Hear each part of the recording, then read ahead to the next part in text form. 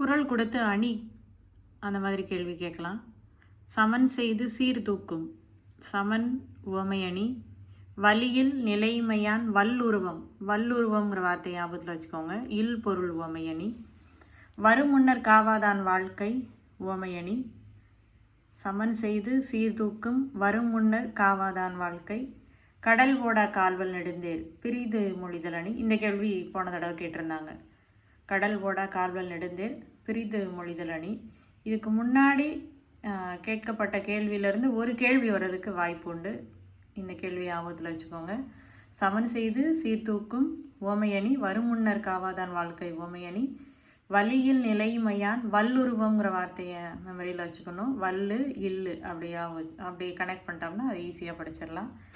அடுத்து சொல்லுக சொல்லை பிரிதோர் சொல். இதில் இருக்கக்கூடிய அணி பாருங்களேன். சொற்பொருள் பின்வரு நிலை அணி.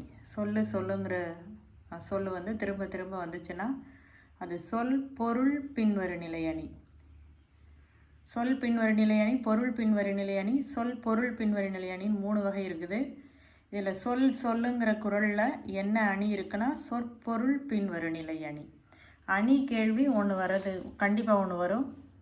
இதில் நான் 8th 2வது யூனிட்லேயும் 4வது யூனிட்டில் இருக்கிற அணிகள் மட்டும் நான் கொடுத்துருக்கேன்.